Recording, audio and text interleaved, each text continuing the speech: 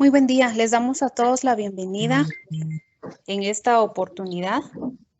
A todos los participantes, es para nosotros un gusto poder contar con usted. En este momento nos hemos reunido para poder escuchar una charla muy importante, la cual es gracias a el Instituto Nacional de Ciberseguridad de Guatemala, INCIBE, al apoyo de la Universidad Mariano Gálvez de Guatemala y también gracias al apoyo de la revista Cybersecurity. Tenemos el gusto esta mañana de poder estar compartiendo con nosotros Diego Pellecer Ochoa, que es ingeniero en sistemas, es desarrollador de software. En los últimos años se ha dedicado a realizar sistemas de seguridad para el control de acceso lógico y VPN. Es una persona muy apasionada por la ciberseguridad e innovación, ingeniero en sistemas de información y ciencias de la computación y tiene una maestría en seguridad de la informática. Es para nosotros un gran gusto y un placer de que él pueda estar con nosotros, así que vamos a escuchar la charla que él tiene para nosotros el día de hoy. ¿Qué tal? Buenos días. No sé si me escuchan todos bien. Bueno, pues para comenzar, quisiera agradecerles por estar aquí presentes, por darme la oportunidad de su valiosa presencia y pues espero que hoy puedan aprender un poco más acerca de las redes neuronales convolucionales para quienes las conozcan y pues para los que no, pues puedan tener una idea o tener una mejor percepción de lo que esta tecnología está tratando de alcanzar. Y, por supuesto, cuáles serían los campos de aplicabilidad a la ciberseguridad. Vamos a tener una pequeña agenda el día de hoy. Vamos a hablar acerca de vamos a dar una pequeña introducción a las redes neuronales convolucionales, en donde pues vamos a poder describir y enfatizar en cuáles son las diferentes arquitecturas que de la que esta se compone, cuáles son o qué es una capa convolucional realmente, qué es una convolución, qué es una capa de agrupación, como les mencionaba, pues conocer la arquitectura de este tipo de tecnología. Y para finalizar, vamos a empezar a discutir un poquito acerca de los campos de aplicabilidad, como les mencionaba, en la ciberseguridad. Antes de comenzar, quiero mencionarles una pequeña introducción, ¿verdad? Las redes neuronales convolucionales son un tipo de arquitectura multifuncional. Esto quiere decir que gracias a ella pues, es posible el procesamiento de imágenes y videos. Esta herramienta es utilizada hoy en día en el reconocimiento de objetos en escena, identificación de rostros, desarrollo de vehículos autónomos y en la salud incluso, ¿verdad? En la detección de enfermedades a gran precisión. La idea central de una red neuronal convolucional es detectar patrones de entrada, con la característica de que estos patrones de entrada son imágenes, son fotos o son cualquier imagen pues, que tengamos en algún formato, ¿verdad? Las redes neuronales convolucionales se basan en el comportamiento de la corteza visual del cerebro humano y por eso es de que vamos a discutir un poco acerca de cómo es que nosotros realmente vemos. Para ello, pues vamos a discutir un poco acerca de este tema, ¿verdad? Cómo es que nuestros ojos logran captar ciertas imágenes. Por ejemplo, mientras yo veo esta imagen, todas las neuronas que se alojan en mi ojo no ven la imagen por completo. ¿Qué quiere decir esto? Que todas las neuronas de nuestros ojos que no ven la imagen por completo significa que cada neurona tiene su propio campo de recepción. ¿Esto qué quiere decir? Que cada neurona que se aloja en nuestros ojos se enfoca en cierta parte de la imagen y empiezan a procesarla y empiezan a sacar características de la imagen inicial. Por ejemplo, las neuronas pueden empezar a buscar dentro de su campo de recepción colores, líneas, bordes, márgenes dentro de la imagen y todas ellas en conjunto empiezan a trabajar para llegar a realizar una conclusión y definir qué es lo que están realmente viendo.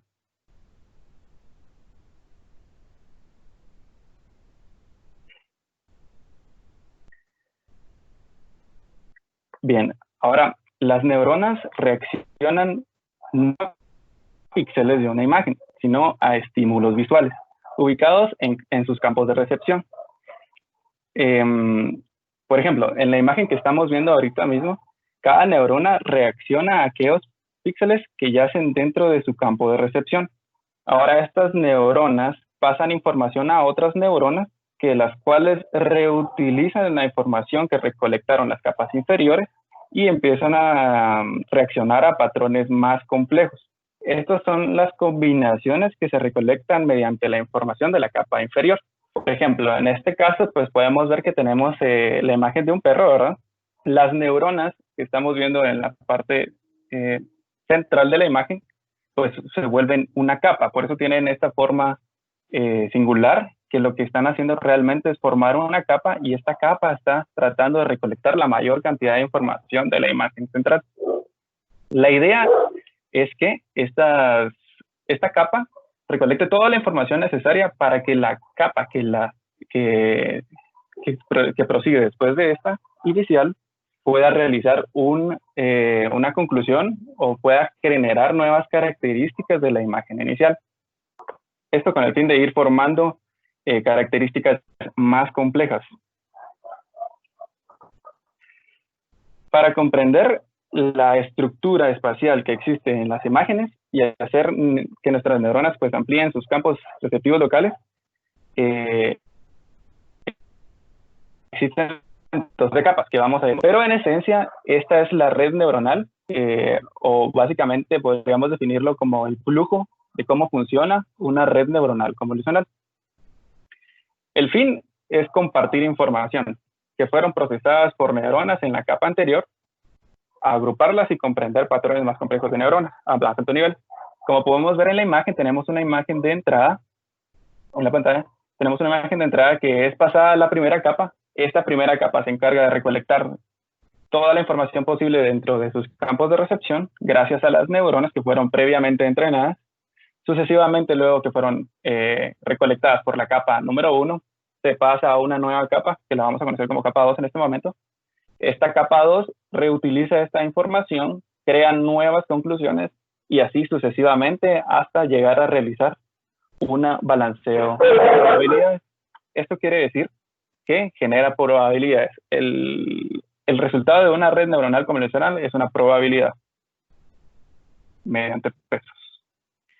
Bien, tenemos dentro de las arquitecturas de las capas de las redes neuronales convolucionales, existen dos tipos de capas. Están las capas convolucionales y las capas de agrupación.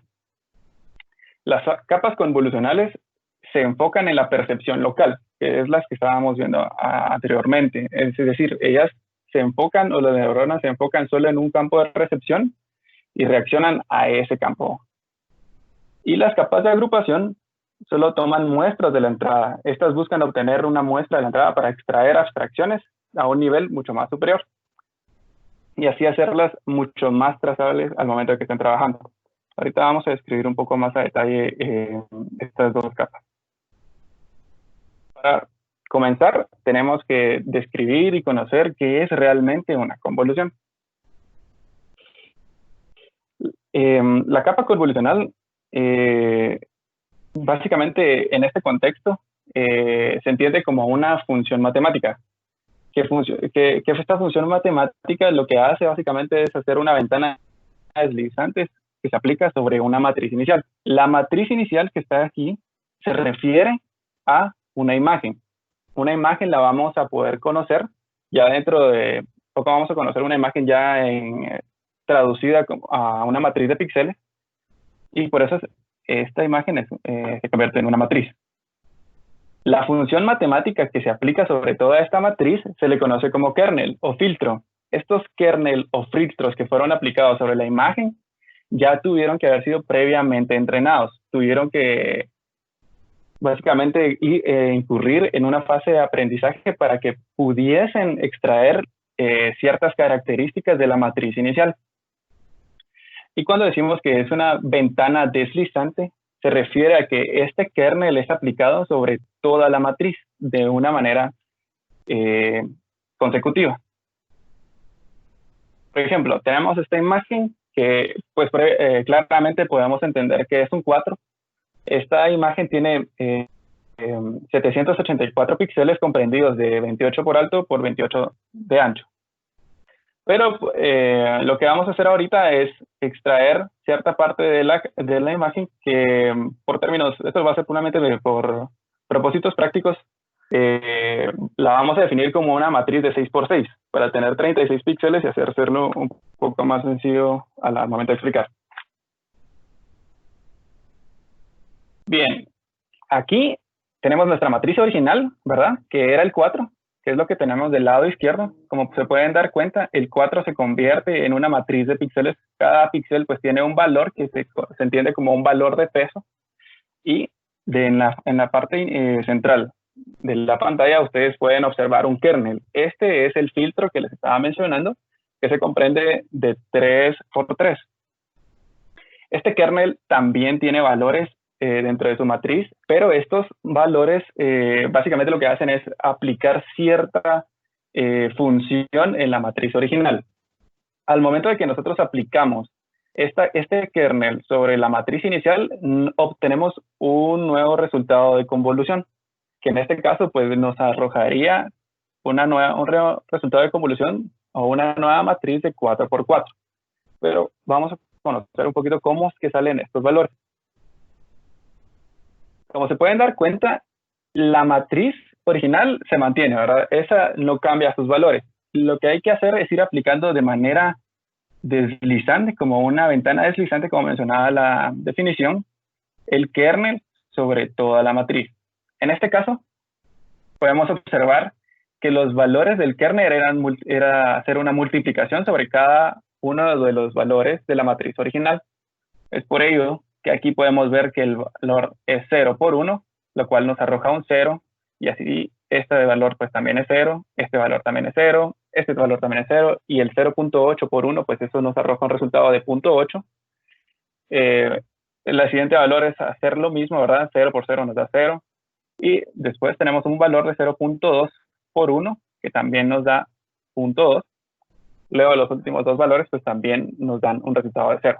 Al yo ya tener un resultado de todas estas multiplicaciones sobre mi kernel y la matriz original, lo que procede es sumar. Por eso, 0.8 más 0.2 nos da 1. Y ese es el primer valor del resultado de la convolución. El siguiente paso es aplicar nuevamente este kernel sobre el siguiente campo de recepción de la imagen inicial. Como se pueden dar cuenta, hacemos el mismo procedimiento, multiplicar 0 por 1 nos da 0, y al final nos queda los únicos valores que suman sería 0.9 más 0.3. Eso nos da un resultado nuevo que es 1.2. Este proceso se tiene que aplicar sobre toda la matriz inicial para poder tener un nuevo resultado de convolución y hacer todo el tratamiento del proceso sobre este nuevo resultado. Como podemos darnos cuenta, pues aquí tenemos la nueva matriz, que por ende, ¿verdad? Si se pudieron dar cuenta, la matriz original era de 6x6, ahora tenemos un nuevo resultado de convolución de 4x4, y esta nueva convolución o nuestra nueva matriz es mucho más fácil de procesar. El fin de una red neuronal convolucional, y para que se haga mucho más eficiente, es ir reduciendo los tamaños de la matriz original para que al momento de que se analice toda esta información, pues sea mucho más fácil y el performance de la red neuronal pues sea mucho más eficiente. Hasta ahorita pues ya pudieron conocer un poco más de qué son las capas convolucionales. Podemos entender que estas pues extraen estructuras y características de la imagen de entrada o de la imagen original, y a medida que aumentan las capas convolucionales en la red, más características de nivel superior pueden ser encontradas, ¿verdad? Mientras más capas apliquemos a nuestra imagen, o mientras más filtros o mientras más kernels apliquemos, podemos encontrar características más importantes o que realmente tengan más relevancia al momento de hacer un cálculo probabilístico. Entonces, solo como issue, tenemos que los píxeles se pueden traducir sobre una capa como líneas. Estas líneas sucesivamente aplicando nuevos nuevas capas convolucionales se pueden traducir en bordes y estos bordes se pueden convertir en objetos. Esto gracias a que mientras más capas convolucionales apliquemos, mejor es la conclusión que se llega a realizar. Bien, ahora, ¿qué es un mapa de características? Básicamente es el resultado de la convolución. Los mapas de las características son básicamente capas convolucionales, ¿verdad? Que generalmente es aplicando kernel a la entrada, que fue el proceso que acabamos de ver. El tamaño de los kernels pues, son expresados comúnmente en términos de ancho y altura, ¿verdad? Y estos se utilizan para reducir el tamaño de la red neuronal convolucional y sea más eficiente. Era lo que básicamente les estaba explicando hasta ahora. Un mapa de características pues puede ser una capa convolucional nueva, ¿verdad? Que ya extrajo pues ciertas características de la imagen original y se vuelve en conjunto un mapa de características. Este mapa de características puede ser la entrada, ¿verdad? De una nueva capa convolucional. Por eso que tenemos aquí la capa convolucional del lado derecho, la matriz de píxeles original y esta neurona sub I, ¿verdad? Que como les explicaba, pues solo fue aplicada a su campo de recepción.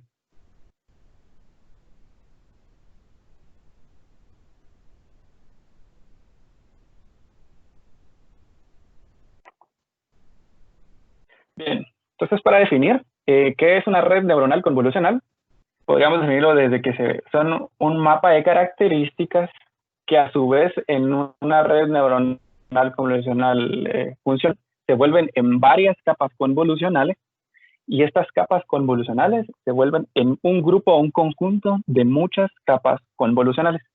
Básicamente esto es una red neuronal convolucional. Agrupar la mayor cantidad posible de capas convolucionales que puedan extraer la información que necesite, ¿verdad? Y esto pues hace que se forme una red neuronal convolucional. Bien, ahora ya conocimos cuáles son las capas convolucionales. Nos queda las de las capas de agrupación. Estas son mucho más sencillas que las capas convolucionales. Su función no es hacer una multiplicación y una suma, como vimos anteriormente, sobre la matriz original. En esta también tenemos un resultado, ¿verdad?, de una agrupación, pero su objetivo es solamente extraer el número máximo del campo de recepción. Por ejemplo, si aplicamos sobre la primera parte de la matriz original, ¿verdad?, podemos tener un número máximo. Tenemos 0.2, 0.8, 0.2 y 0.9. El valor máximo de este conjunto es 0.9. Ese es el primer valor del resultado de la agrupación. Sucesivamente, el siguiente valor máximo es 0.8. Y así sucesivamente hacemos este proceso hasta obtener el resultado de la agrupación. Esta función que acabo de aplicar posee una función de encontrar el valor máximo, pero esta puede variar, dependiendo del tipo de aprendizaje o el tipo de matriz que quiera yo formar con la capa de agrupación. Pudo haber sido encontrar el valor mínimo, pudo haber sido también encontrar la suma de todos o incluso un promedio, ¿verdad? Esto puede variar dependiendo de la arquitectura de la red neuronal. Este es el proceso que les estaba explicando, ¿verdad? Dentro del primer campo de recepción es encontrar el valor máximo, por eso tenemos un 0.9 aquí. Del siguiente bloque tenemos el 0.8, del tercer bloque es un 0.8 nuevamente, y del último bloque de la matriz de 4x4, el valor máximo es 0.9. Este es mi resultado de la capa de agrupación. Bien, entonces en resumen, las neuronas de la capa de agrupación pues solamente aplican una función de agregación a todas las entradas. Estas pueden ser una función max, una función min, una función de sumar o una de promedio.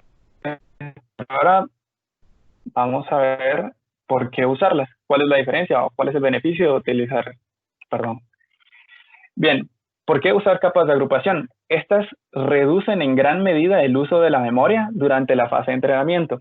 Esto quiere decir que, y ahorita lo vamos a ver un poco mejor, que cuando yo estoy trabajando con este tipo de tecnologías, que son las redes neuronales convolucionales, se requiere el uso de muchos recursos de la computadora principal.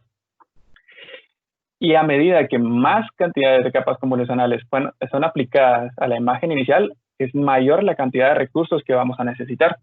Es por ello que usamos las capas de agrupación para reducir en gran medida el uso de esta memoria, y gracias a ellas pues también logramos que las redes neuronales convolucionales reconozcan características independientes de la ubicación. O sea, ya no importa tanto el campo de recepción que posiblemente pudo haber tenido la capa convolucional, sino son independientes.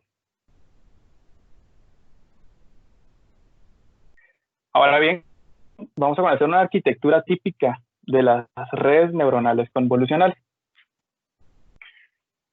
Podríamos definir la arquitectura de una red neuronal convolucional bajo la que tenemos en pantalla. Inicialmente tenemos una imagen. Esta imagen pues es una matriz de píxeles, como ustedes ya pudieron conocer, que estas se traducen en una convolución o en un grupo de convoluciones.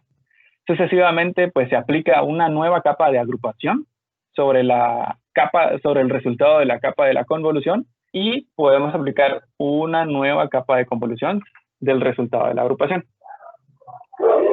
Esto es puramente una arquitectura comúnmente establecida. Es un estándar que se establece hoy en día, y pues hay muchas variaciones de esta arquitectura. Todo depende, pero básicamente la que estamos conociendo ahorita es la mayor usada, o la mejor conocida hasta ahora. Seguidamente de una capa convolucional, siempre se aplica una capa conocida como ReLU. Cada grupo de capas convolucionales generalmente son seguidas de esta capa, ¿verdad? Esta capa se encarga, o mejor conocida como rectificador, de básicamente optimizar los resultados de la convolución previamente.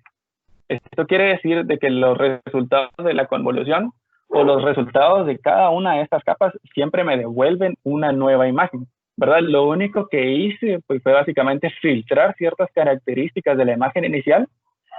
Seguidamente pues me devolvió el resultado de las convoluciones, me devuelve una imagen nueva, y el proceso de ReLU o del rectificador es corregir algunos falsos positivos que pudieron haber ocurrido durante la fase de la convolución. Esa es la función del rectificador, conocido como ReLU. Por eso podemos ver que seguidamente de todas, pues en este caso estas dos capas de convolución que tenemos aquí, siempre hay una capa ReLU seguida de ella, para que pues sea más óptimo el trabajo de la red neuronal. Esto era lo que les explicaba, ¿verdad? Que básicamente son imágenes los resultados de cada capa. Y finalmente, pues ya tenemos aquí lo que sería conocido como la arquitectura de una red neuronal convolucional, donde tenemos una imagen de entrada que se comprende en varias capas convolucionales. Estas alimentan subsecuentemente otras capas convolucionales, seguidas de su capa ReLU, otra capa convolucional, nuevamente una capa ReLU, y finalmente una capa de agrupación.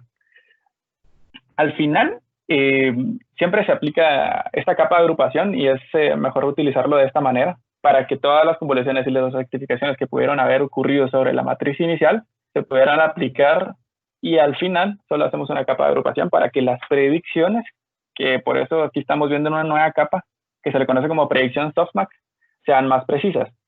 La función de la capa softmax o la predicción softmax es recolectar toda la información o toda la data que ya fue extraída de las capas de convolución o de agrupación, y empezar a hacer cálculos probabilísticos, ¿verdad? Para poder empezar a definir si la imagen que estás viendo es un perro o es un número o lo que sea. Básicamente esa es la función de la predicción softmax.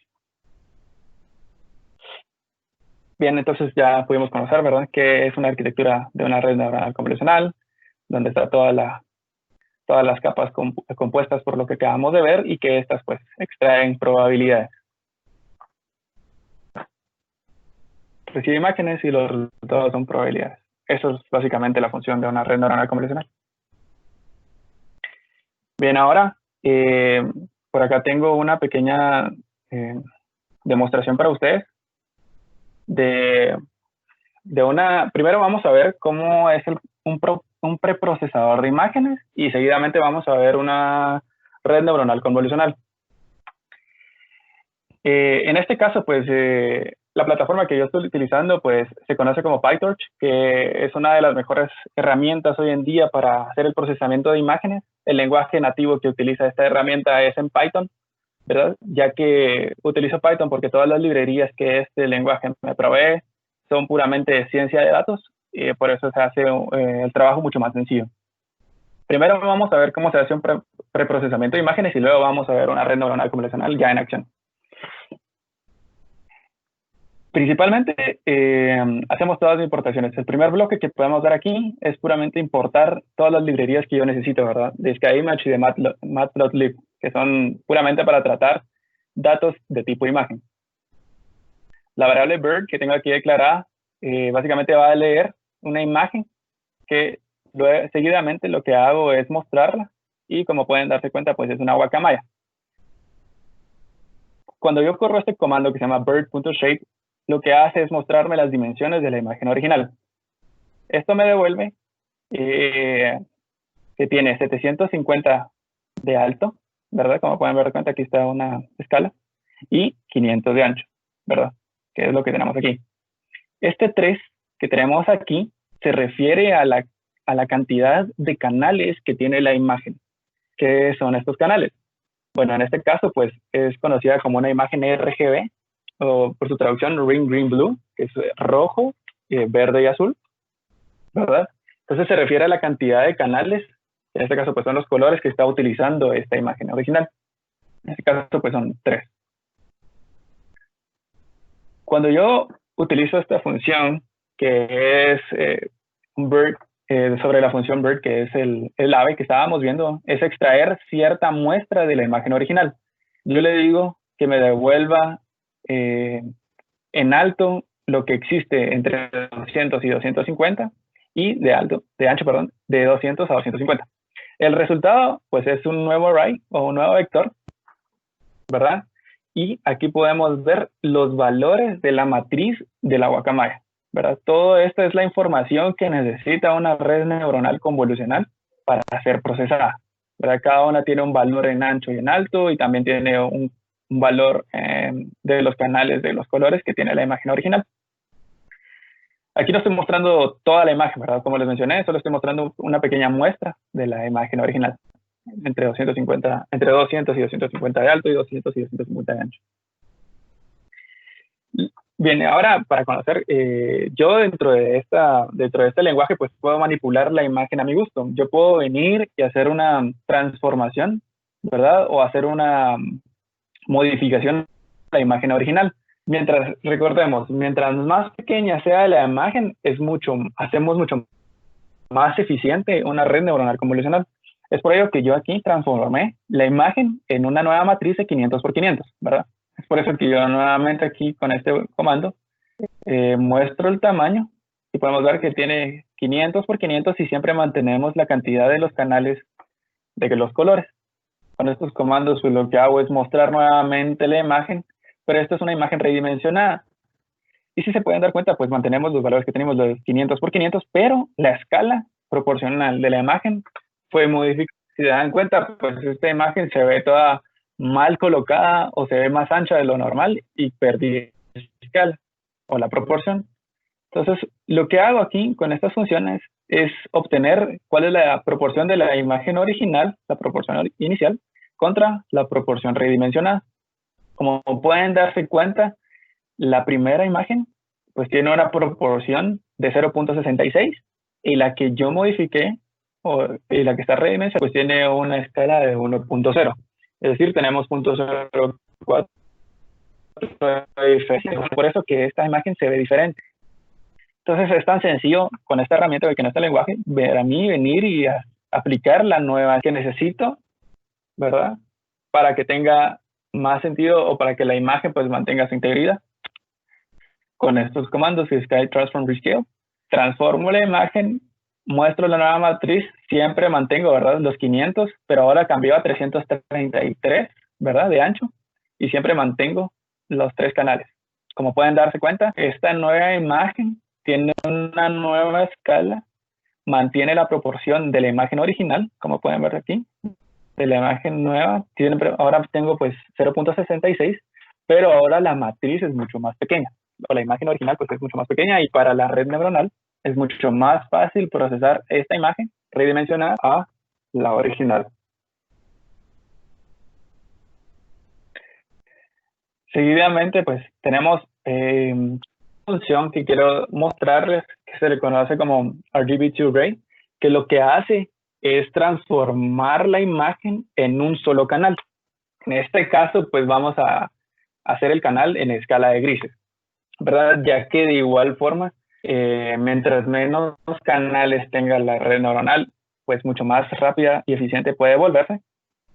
Y es por ello que mediante la función de SkyMesh.color, ese método pues me hace o me permite cambiar los canales de la imagen. Siempre mantengo el mismo tamaño de 500 por 333, pero como pueden darse cuenta, desapareció el valor, el tercer valor que se refería a la cantidad de los canales, que era 3. Realmente sí está ahí, que es un 1, pero se omite, ¿verdad? Porque solamente es un canal el que se está aplicando. Bien, hasta aquí ya pudimos ver cómo es que se hace un preprocesamiento de una, ¿verdad? En Python, utilizando el framework de PyTorch para hacer todo este redimensionamiento. Ahora ya vamos a poder ver una red neuronal convolucional ya en práctica, ¿verdad? Bueno, hasta acá pues ya tenemos todo listo. Lo que necesitamos ahora pues es empezar a utilizar mis nuevas importaciones, que en este caso pues son Torch Vision y Matplotlib, las cuales me permiten pues analizar cierta información que son en formato de matrices, ¿verdad? En matrices redimensionadas. Yo aquí inicialmente voy a declarar dos variables. Tengo una que se va a llamar MNISTRAIN, que esta me va a servir para la fase de entrenamiento, y MNISTEST, que esta me va a servir para la fase de pruebas. Yo al finalizar el entrenamiento tengo que realizar pruebas sobre ese entrenamiento para verificar que el entrenamiento fue adecuado.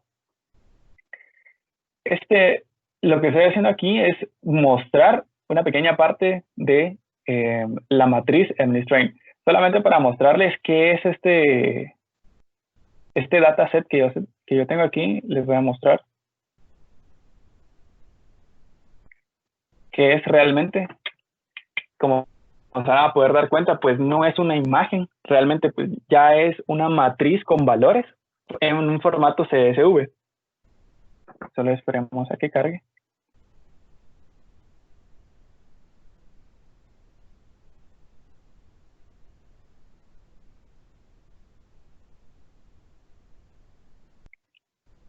Bien, la cantidad de información que tiene este CSV es bastante amplia. La vamos a dejar por un momento aquí, en lo que nosotros pues seguimos viendo el código.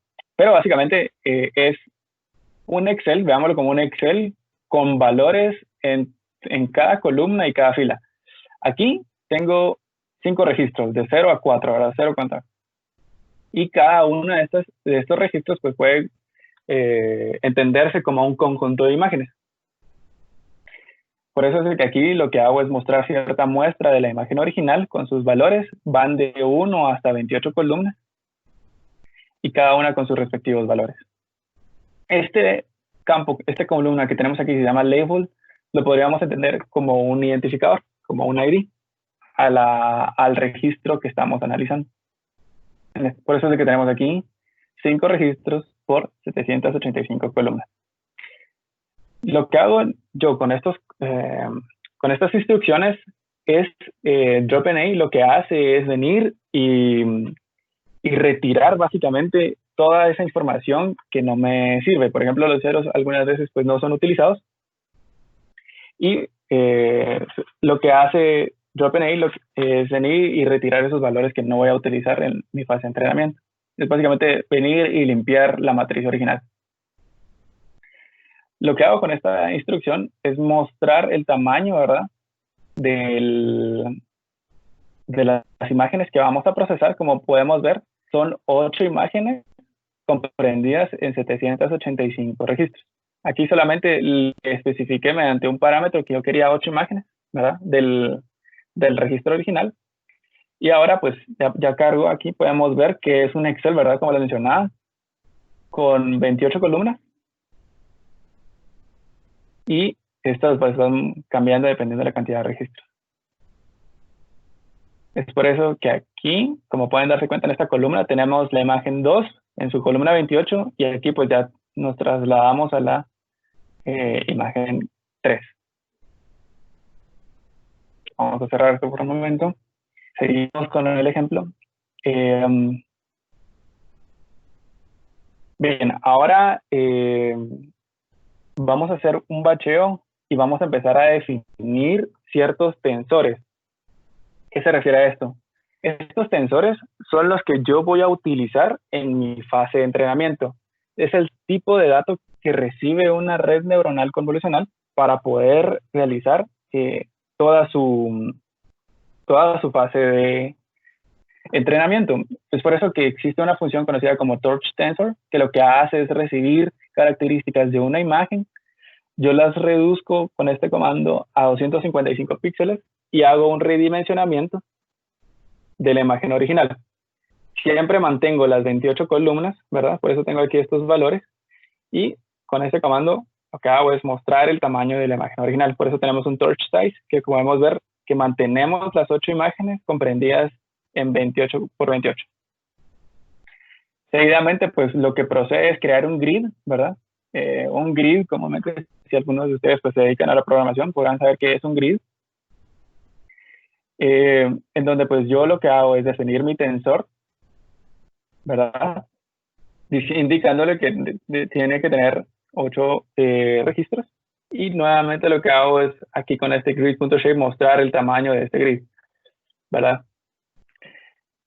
Seguidamente lo que hago es mostrar, ¿verdad? La imagen, y lo que estamos viendo aquí es la imagen que vamos a analizar.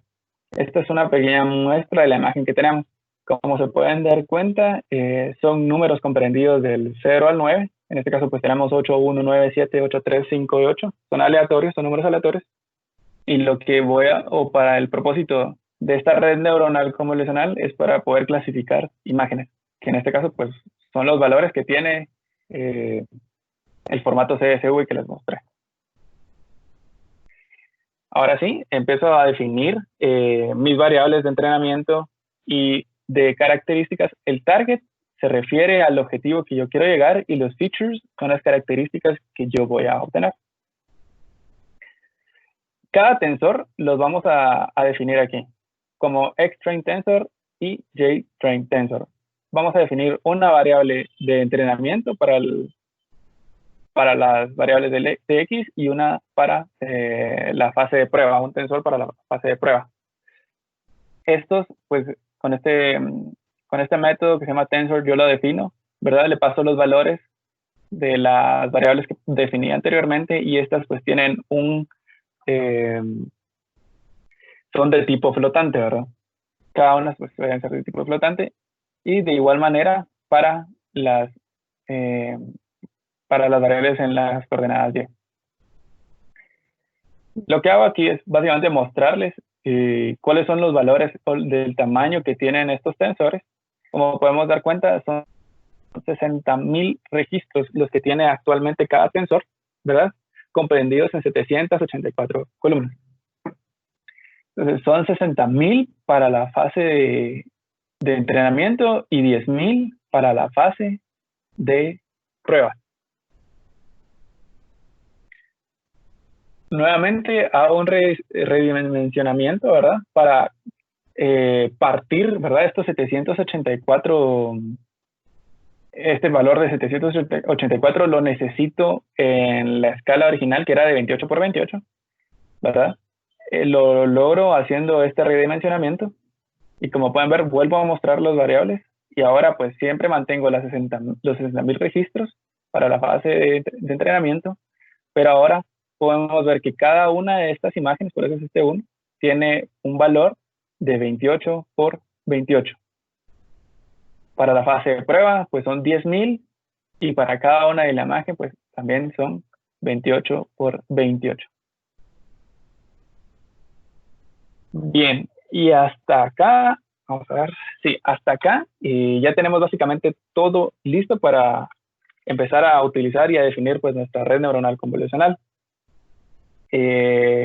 La siguiente fase pues es venir y empezar a definir los métodos de una arquitectura, ¿verdad? De la red neuronal convolucional y empezar a pasarle la información que previamente pues ya fue normalizada, que eran básicamente mis tensores. Entonces, el primer paso para empezar a definir una red neuronal convolucional es importar todos los módulos que necesitamos para la definición. En este caso, pues estamos utilizando el framework de PyTorch, ¿verdad? Por eso tenemos estas dos importaciones. Aquí lo que hacemos es definir ciertas variables que se refieren a ciertas cosas. InSize, vamos a ir viendo una por una. InSize se refiere al número de canales que tienen nuestras imágenes de entrada. En este caso, pues es 1 porque solo trabajaremos con imágenes de escala en grises. Si estuviéramos pues trabajando con imágenes de 3 canales, como lo podemos ver con la imagen de la guacamaya, pues tendría que ser este valor cambiado a 3, ¿verdad? Pero por propósitos ahorita educativos solo vamos a trabajar por un canal, que es en escala de grises. Bien, ahora aquí tenemos dos capas, ¿verdad? Tenemos la HD1 y la HD2, ¿verdad? Que bueno, en este caso, pues la cantidad que se refiere a los mapas de características que extraerá de nuestra red neuronal convolucional. La capa 1 va a extraer 16 mapas de características y la capa 2 va a extraer 32. Recuerden que un mapa de características es una capa convolucional. Entonces ya podemos ver que nuestra red neuronal convolucional pues, se va a comprender únicamente de 2 capas. La variable outsize se refiere a la cantidad de posibilidades que tiene como salida nuestras capas de convolución. Como estamos trabajando pues, con números del 0 a 9, solo tiene 10 posibilidades, ¿verdad? Comprendidos desde el 0, 1 hasta llegar al 9. Y la variable k_size se refiere al tamaño del kernel, que tendrá un tamaño pues, de 5 por 5. Como podrán recordar, pues el kernel lo que hace es ir aplicando. Y aquí, esta pequeña función que tenemos aquí, es básicamente la función que necesitamos para, lo voy a dejar un poco, para la arquitectura de mi red neuronal convolucional. Como observamos, cada secuencia, ¿verdad?, que tenemos aquí, se refiere a las capas convolucionales. Tiene una sucesión de pasos y definimos básicamente cada capa convolucional con los parámetros anteriormente explicados. El primer paso, aquí tenemos self-lawyer, ¿verdad? Este método va a ir aplicando esta sucesión de pasos. El primero es aplicar o definir nuestra capa convolucional. Le pasamos como parámetros las variables que establecimos anteriormente, ¿verdad? Que es desde InSize, la capa que estamos definiendo, que en este caso pues es la HD1, que va a tener 16 capas de mapas de características, y la capa y la convolución que vamos a aplicar a esta capa, ¿verdad? Que en este caso pues es un kernel de 5×5. El siguiente paso, ya que establecimos pues una capa convolucional, el siguiente paso es aplicar Batch Normalization. Batch Normalization es una función que mejora la velocidad y el performance de nuestra red neuronal convolucional. Por eso es que se aplica seguidamente de la capa de convolución, ¿verdad? Para que en la fase de entrenamiento se mejore y pues todos los datos se encuentren de una manera normalizada. Seguidamente, pues podemos ver la capa ReLU, ¿verdad? Que era el rectificador que les expliqué. Aquí, utilizando pues PyTorch, hay una función que se conoce como ReLU, que hace básicamente la misma función, que es rectificar todo o corregir, pues básicamente todos los resultados de la convolución. Y seguidamente tenemos un Max Pool 2D. Esta capa es lo que vendría siendo nuestra capa de agregación, ¿verdad? Que fue la que definimos anteriormente, en donde pues aprendimos que se encarga de calcular los valores máximos del resultado, ¿verdad?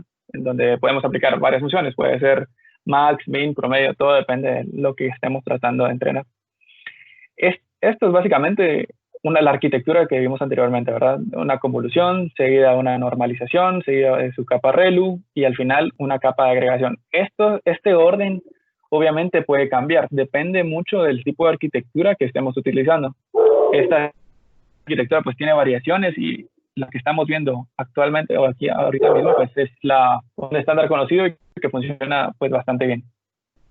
Estos mismos pasos se repiten, ¿verdad? Para la capa 2, ¿verdad? Como pueden darse cuenta, lo único que varía pues son la cantidad de mapas de características que va a tener esta capa 2, que en este caso pues la 1 tenía 16, esta segunda va a tener 32. Y esto pues básicamente es la definición de mi red neuronal convolucional. Este depth forward que tenemos aquí, el propósito es hacer que muestre las dimensiones de mis capas convolucionales. Incluso yo pude aplicar la capa softmax, que si se recordarán es la que hace toda la parte de los cálculos probabilísticos en esta fase, al momento que yo estoy mostrando, ¿verdad? Por eso tiene ciertos métodos que se llaman print, que lo que hace básicamente es ir mostrando el tamaño de la capa, ¿verdad? Que estamos analizando. Y aquí mismo pues yo pude hacer, por eso está aquí comentado, la capa log softmax. Funciona de igual manera, ¿verdad? Pero yo la voy a utilizar en otro momento o más adelante. Bien, ahora ya que tenemos pues definida nuestra función, ¿verdad? Esto todavía no la he instanciado ni nada por el estilo. Ahorita únicamente fue definir el método o la función de la red neuronal convolucional. Lo que hago aquí es instanciarla o asignársela a la variable modelo. Y aquí lo que hago en esta línea de código es decirle al programa qué unidad de memoria quiero que utilice para cargar toda esta red neuronal convolucional. Bien, aquí les voy a comentar algo. En mi caso, yo estoy utilizando una máquina virtual que está alojada en Google Cloud Platform por el tema de que este tipo de tecnología puede utilizar muchos recursos de la máquina. En mi caso, pues para no afectar mi computadora principal, lo que hice pues, fue crear una máquina virtual en los servidores de Google y instalé el framework de PyTorch y todo lo necesario para trabajar sobre. Entonces yo no estoy utilizando aquí los recursos de mi máquina local, sino los de la virtualizada. Y por eso desde que aquí con esta línea de código yo le estoy diciendo qué memoria es la que quiero que utilice. Si yo tuviera en esta máquina, una memoria de procesamiento de imágenes, ¿verdad? Pues esa sería la que utilizaría. Pero por temas de paga y todo este tema, pues yo lo que voy a utilizar es la memoria de la CPU principal, ¿verdad? Por eso en este caso, pues va a utilizar la CPU. Aquí, como podemos ver, yo muestro cuál es el device o el recurso que voy a utilizar para esta prueba, y es la CPU. La CPU principal es la que voy a utilizar. Obviamente, el tiempo de respuesta que tuviese entre mi CPU principal y una memoria gráfica, por ejemplo, va a variar mucho, ¿verdad? En mi caso, pues la CPU se toma mucho tiempo en ser entrenada, pero si tuviera una memoria gráfica, esto se mejoraría aún más, ¿verdad?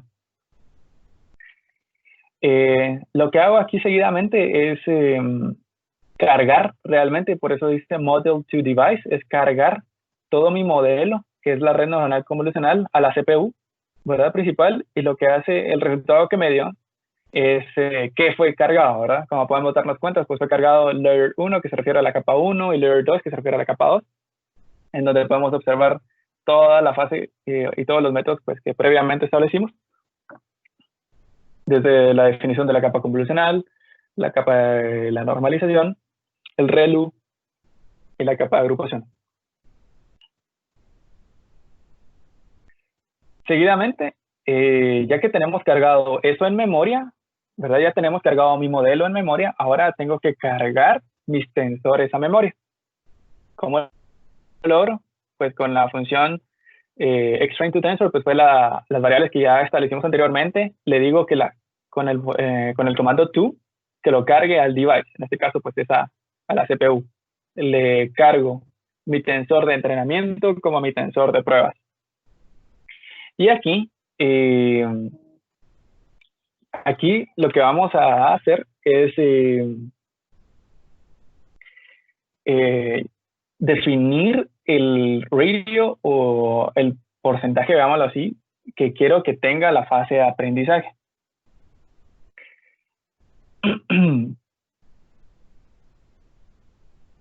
Bien, ahora este cross entry loss es es la capa que conocimos como capa softmax, ¿verdad? Esta capa softmax se la voy a aplicar a una variable que se va a llamar criterio, ¿verdad? Que es la encargada, o va a ser la encargada de hacer todos los cálculos probabilísticos que necesitan realizarse para poder ya realizar conclusiones, ¿verdad? Aquí tenemos la capa, una variable que se llama optimizer, que lo que hace, pues utilizamos una librería de Torch también, que se conoce como OptiNADAM, que lo que hace es optimizar, ¿verdad? La fase de aprendizaje con los parámetros de entrada que tiene mi modelo. Esto lo obtengo con model.parameters, que aquí irían cargados, pues básicamente todos mis tensores. Aquí, num of epochs, en Machine Learning se le conoce como la cantidad de veces que yo necesito como entrenar realmente a mi red neuronal convolucional. En este caso, pues son 10 veces, porque son 10 dígitos los que tenemos en la imagen que vamos a procesar, que es de 0 a 9. Y los porcentajes de pérdida que voy a ir teniendo los voy a grabar en una variable conocida que se va a llamar los values. Entonces, estos los values es una lista que va a tener básicamente los datos de pérdida que pudo haber tenido mi red neuronal convolucional sobre la fase de aprendizaje. Y lo que compete ahora es hacer un ciclo desde 1 hasta la cantidad de imágenes que tengo, ¿verdad? Que en este caso son 10. Y lo que va a hacer es empezar a entrenar el modelo, ¿verdad? Voy a grabar en la variable loss, ¿verdad? Como les mencionaba, todos los valores que voy a ir teniendo de pérdidas sobre la fase de aprendizaje. Este proceso se toma mucho tiempo. Es por eso que yo lo corrí anteriormente para que fuera un poco más rápido, porque yo sabía que se iba a demorar un poco esta parte para poder mostrárselas. Y estos son los resultados que me arrojó esta fase, ¿verdad? Como se pueden dar cuenta, aquí tenemos nuestros tensores, ¿verdad? Que, como les había explicado, son 60,000 imágenes definidas de 12 por 12, ¿verdad? Y la fase de entrenamiento, que son las 16 capas, y aquí son las 32 capas, ¿verdad? Estas se componen de 4 por 4 y las de aquí se componen por 12 por 2. Entonces ya está empezando a aprender. Lo que hago en esta línea es mostrar, ¿verdad?, los valores. Por eso tengo aquí un epoch, que lo que hace es mostrarles en qué capa va o cuál es la fase en la que está aprendiendo. En este caso, pues es la 1. Y cuántos datos de pérdida obtuvo. En este caso podemos ver que tuvo un 2.66 datos de pérdida, que es bastante alto. Pero a medida que va avanzando la prueba, este porcentaje de pérdida va disminuyendo, ¿verdad? Es decir, que la red neuronal convolucional va mejorando su nivel de conclusión, ¿verdad? O sea, va haciendo aserciones mucho más precisas. Al llegar a 9, yo ya llegué a 1.17, ¿verdad? Entonces la cantidad de datos perdidos pues fue mínima, y podríamos decir que en este momento la red neuronal convolucional pues ya fue entrenada y está lista para poder procesar imágenes, en este caso pues que son dígitos, ¿verdad? Que quisiéramos identificar dígitos. Lo que hago con estos comandos pues es mostrarles una gráfica de cómo fue la fase de entrenamiento. Empezamos aquí en 2.6, ¿verdad? Me arrojó 2.66, ¿verdad? Por eso tenemos aquí el primer punto de la gráfica. Y a medida que iban aumentando la cantidad de pruebas aplicadas a la fase de entrenamiento, esto iba reduciendo. Por eso vemos una decreción de la línea sobre este mapa de coordenadas. Ahora, ya que está todo entrenado, ya solo me falta venir y evaluar este modelo. Aquí ya es, nuevamente importo nuevas librerías, que lo que voy a medir aquí, o lo que quiero hacer pruebas sobre las capas que fueron entrenadas. Por eso es que le estoy mandando como parámetro al modelo los tensores de test, que fueron los de entrenamiento, ¿verdad? Entonces, nuevamente utilizo la CPU para cargarla, y esto me va a empezar a hacer predicciones. ¿Qué predicciones voy a obtener? Voy a tener una exactitud o una precisión y un recall, que lo que hace es venir y hacer un recálculo de todo esto. Yo le digo que me muestre el sample target data. Ese es el siguiente paso, ¿verdad? Que quiero que me muestre los valores, o quiero que me diga qué valor es el que está en este rango, ¿verdad? El del target. Yo le especifiqué que era sobre los valores de 1005, y el resultado es un 9. Este es el resultado de lo que analicé, o de lo que fue analizado por la red neuronal convolucional. Nuevamente, lo que hago con estas instrucciones es extraer las características de la imagen inicial, ¿verdad? Y vamos a ver.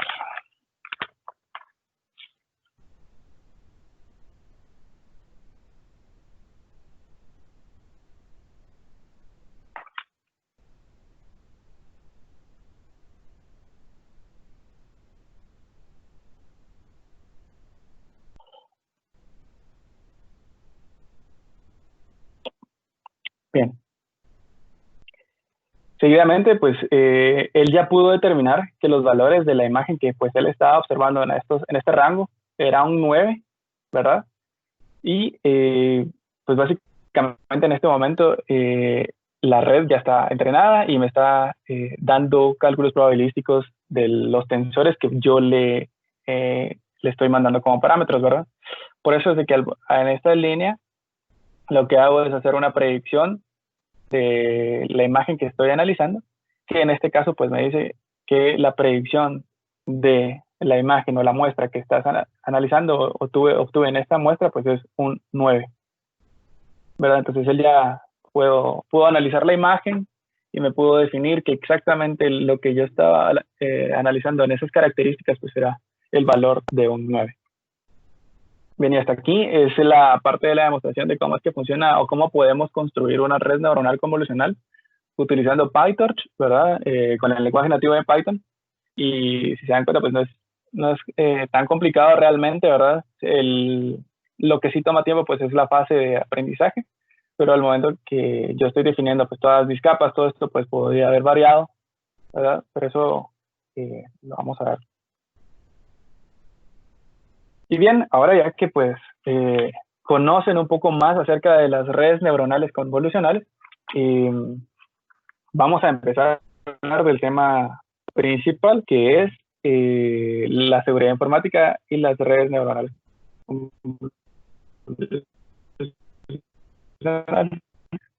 Bien, aquí, si pudiéramos nosotros tomarle una foto a algún virus, ¿verdad? Se vería muy parecida a esto.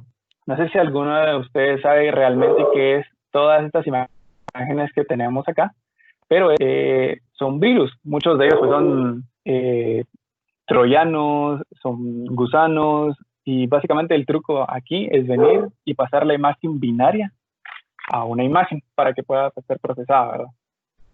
Obviamente, pues la escala que utilizaremos, o que se utiliza y que es más efectiva para analizar este tipo de información, pues es en escala de gris, ¿verdad? Y muchos de estos troyanos en su momento pues infectaron a millones de computadoras, ¿verdad? Incurrieron en denegación de servicios, robo de información, incluso ser esclavas a computadoras por medio de botnets, ¿verdad?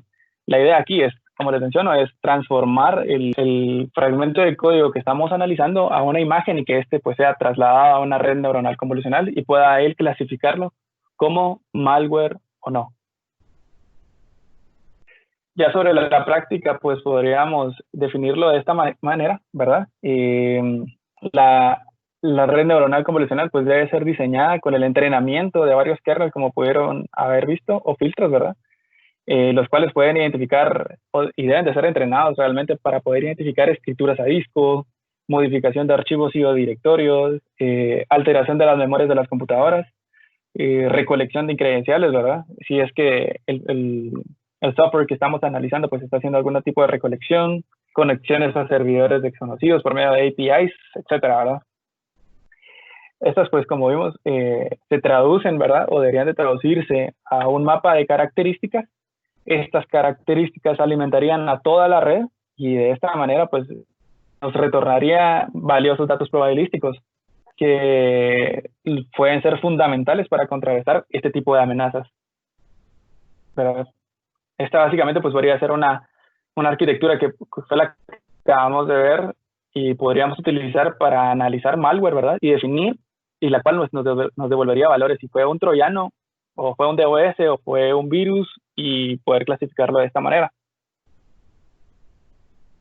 ¿En dónde podemos aplicar una red neuronal convolucional en la ciberseguridad? Pues básicamente hay muchos campos. Está en la clasificación autónoma de malware, como por ejemplo los antivirus. Los antivirus, como ustedes o como algunos de ustedes sabrán, trabajan sobre firmas, ¿verdad? Pero esto requiere que, por ejemplo, si existe un malware de día cero que no fue reconocido anteriormente, existe cierto tiempo que se pierde en ese momento, ¿verdad? Entonces, en lo que se alimenta mi base de conocimiento que es alojada localmente en mi computadora, yo puedo pues ya haber sido vulnerado.